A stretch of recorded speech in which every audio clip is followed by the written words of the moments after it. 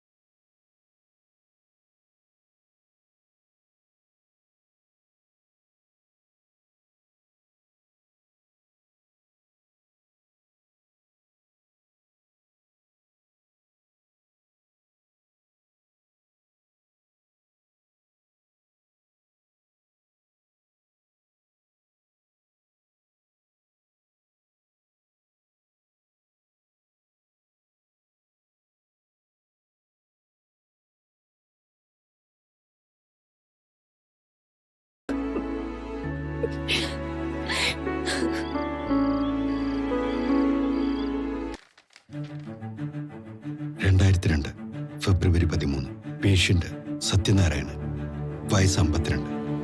ചികിത്സ നടത്തേണ്ടത് ബൈസ്റ്റാൻഡറും സുന്ദരിയുമായ ഭാര്യയുടെ ആവശ്യപ്രകാരമാണ്. അനുരാധ.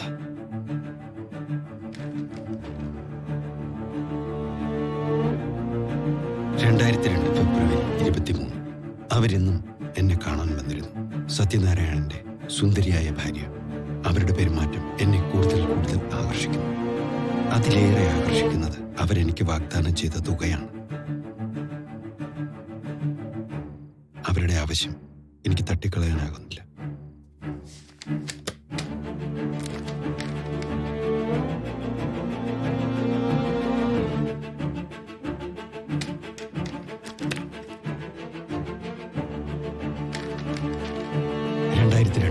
മാർച്ച് 3 സത്യനാരായണന്റെ ചികിത്സ ഞാൻ ഏറ്റെടുത്തു.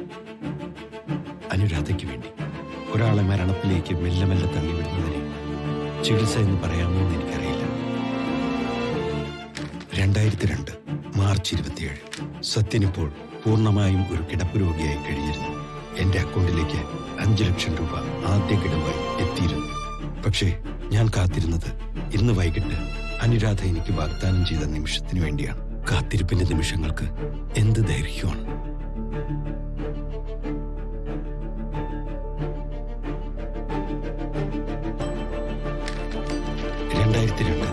മെയ് 25 സത്യനാരായണൻ പൂർണ്ണമായും അവശനായി കഴിഞ്ഞിട്ട് 3 മാസങ്ങൾ പിന്നിടുന്നു. ഇനി അയാൾക്ക് അധികം നാൾ ബാക്കിയുണ്ടാവില്ല. പറഞ്ഞ തുകയും പറയാത്ത പലതും അനുരാധ എനിക്ക് നൽകിക്കൊണ്ടേയിരുന്നു.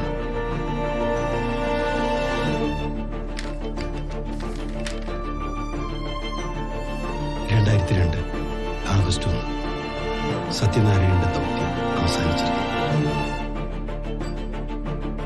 ഇനി ഒരിക്കലും ഞങ്ങൾ തമ്മിൽ കാണരുതെന്ന് അനുരാധയുടെ തീരുമാനം.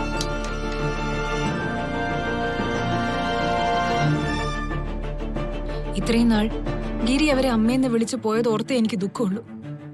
അവരൊരിക്കലും ഒരു മനുഷ്യജന്മം ആവാനായിട്ട് വഴിയില്ല. രാക്ഷസി.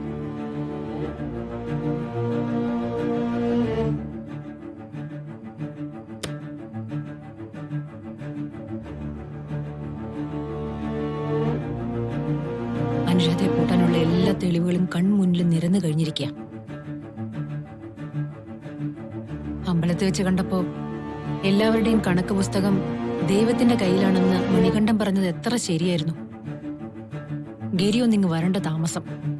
കാര്യങ്ങൾക്കൊക്കെ ഇന്നൊരു തീരുമാനമായിരിക്കും.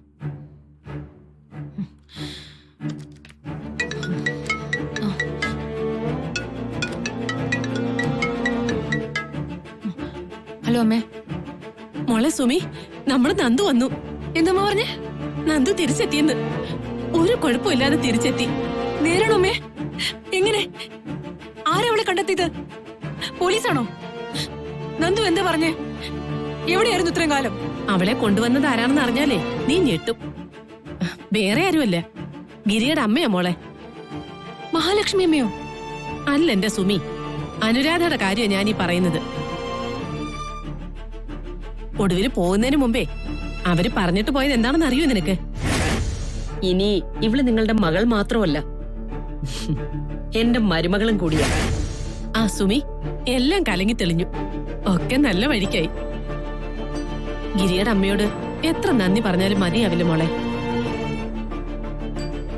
അവരിത്രയും നല്ല മനസ്സുള്ള സ്ത്രീയാണെന്ന് ഇപ്പോഴല്ലേ നമുക്ക് മനസ്സിലായത്.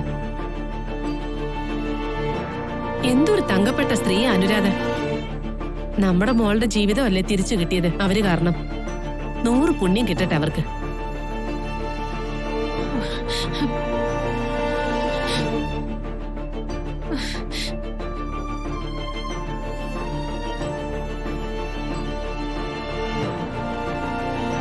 എന്താ സുമി?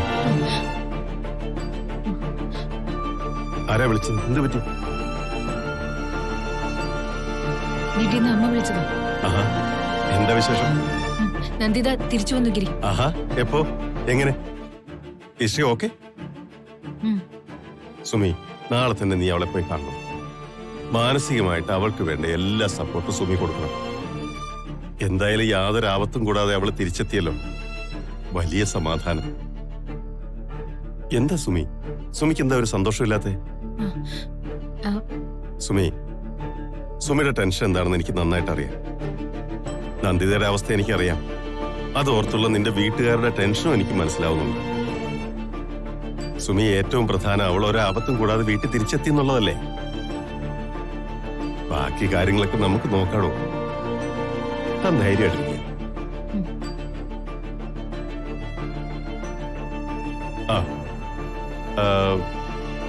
സുമി ഡയറി വായിച്ചോ? അതിലെന്തെങ്കിലും ഡീറ്റെയിൽസ് ഉണ്ടോ സുമി? നമുക്ക് ഉപയോഗിക്കാൻ പറ്റുന്ന എന്തെങ്കിലും തെളിവുകളോ? അത് ഗിരി, ഞാൻ ഉണ്ടാവും. ഇല്ലെങ്കിലേ ഇന്നോ നാളെയോ എണ്ണി ആ കിടപ്പ് കിടക്കുന്ന ഡോക്ടറില്ലേ എന്നെ വിളിച്ചു വരുത്തി എനിക്കത് തരേണ്ട കാര്യമില്ലല്ലോ. അറിയില്ല, ഞാനത് വായിച്ചു തുടങ്ങിയിട്ടേ ഉള്ളൂ.